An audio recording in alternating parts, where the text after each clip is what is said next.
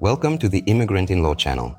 Have you been thinking about moving to Europe but don't know which country to start with? In the next episodes, an honest and detailed review of all the countries of the European Union through the eyes of immigrants. What's in the video? The pros and cons of living in each of the 27 EU countries. All you will hear is the collected experience of the immigrants. No illusions, without being over-formal, with real advantages and disadvantages. A brief breakdown of climate, prices, mentality, integration and working conditions. Which countries are easier to adapt to and where you can't do without a language? Where is it better to live with children? Where is it easier to start a business? And where is it easier to enjoy life? No advertising and glossy, only the experience of real people. And we will start with Austria, Belgium, Bulgaria and Hungary. Stay till the end, and you will be able to compare the countries with each other to understand where you really should move to.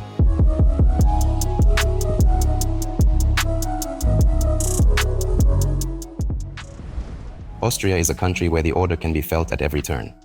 If you like everything to work according to the rules, where it is clear in advance where to go, who to contact and what to expect, this is the place for you. There is a really high standard of living here. Medicine is on the highest level, doctors are attentive and the healthcare system, although it requires an insurance premium but gives quality care. Education is also strong, especially technical and music universities. Austria is not without a reason considered the home of classical music. Vienna breathes history. And if you're even a little bit interested in art, living here is like being in the cultural center of Europe every day.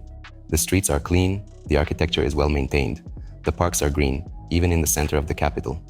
Transport is a separate pleasure. The subway runs on schedule, suburban trains are as accurate as clockwork, and even in small towns the buses don't keep you waiting. But, as in any system, stability comes at a price. The first thing immigrants notice is the social distance. Austrians are polite, but very reserved. They won't pry into your soul, but they won't call you for a barbecue after the second meeting. Friendliness here is not in words, but in actions. And it takes time to get into the social circle. And then there's the language. Yes, English will help you in a hotel or a museum. But in everyday life, in state institutions, in hospitals, without German you will have a hard time. And it is with the local Austrian accent which differs from the classical German. And what is more, it is expensive. Housing, especially in Vienna, is not cheap. Groceries, insurance, utilities, all this will require a stable income.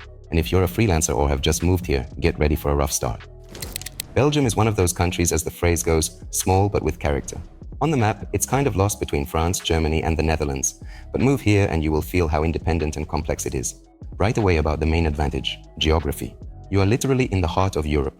Paris is 2 hours by train, Amsterdam a little more, Luxembourg, Cologne, everything at your fingertips. If you like traveling, it's very convenient to live here. The second thing is languages. Belgium is officially multilingual. French, Dutch, Flemish, and German are spoken here. But most importantly, it is easy to get by with English. In Brussels, for example, almost every second interlocutor can safely communicate with you without switching to local languages. This makes adaptation easier, especially compared to countries where you can't even open a bank account without a language. Add to this a developed labor market. There are many international companies, especially in IT, pharma, and logistics. Belgium is not only the EU and NATO, it is also a lot of startups, research centers, fintech projects. And another important advantage is the social system. If you are officially employed, you get a good package: insurance, sick leave, holidays, benefits. The state supports those who work and pay taxes. But everything is not easy with taxes. The disadvantages start here. Taxes are really high. In some places they are higher than in Germany or France. It can be difficult for freelancers, entrepreneurs, even salaried employees to keep their income. A significant part goes into the system. The second peculiarity is the weather. It is almost perpetual autumn. Lots of rain, grey skies, dampness. Summer can be warm, but even then, it often rains. Winter, not frosty, but very gloomy. If you are weather dependent, it is worth considering how comfortable you will be in such a climate. And bureaucracy. Despite digitalization, much is still done the old-fashioned way. Paperwork, post, queues, especially in regions where language is an additional barrier. For example, Flanders, where Dutch is spoken, and Wallonia, the French-speaking south, have their own rules, their own nuances, even their own forms. Bulgaria is probably one of the most underrated countries in the European Union.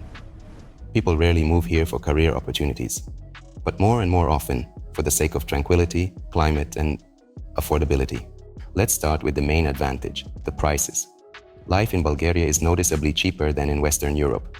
Rent, utilities, food, transportation, all this costs reasonable money, especially if you live not in Sofia, but in seaside towns like Burgas or Varna, where prices are even more pleasant, and the quality of life is not worse than in the capital.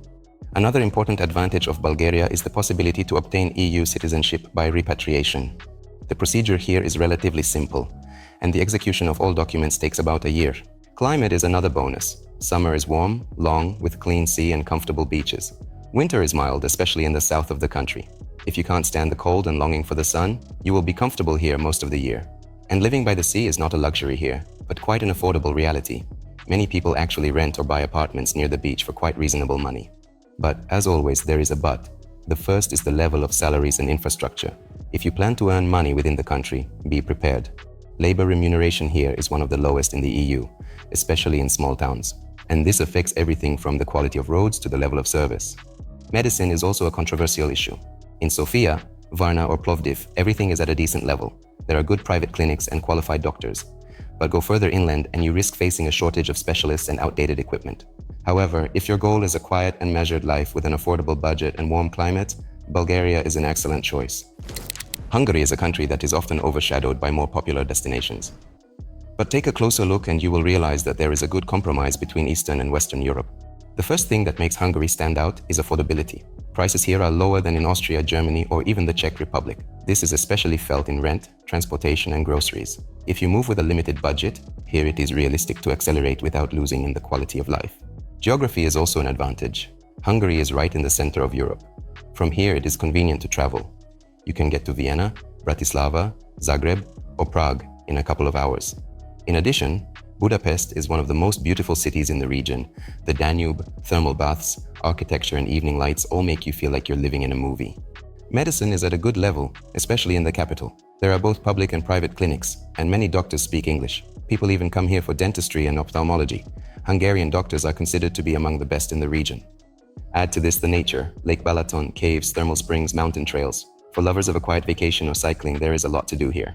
But, as always, there are disadvantages. The first and most obvious one is the language.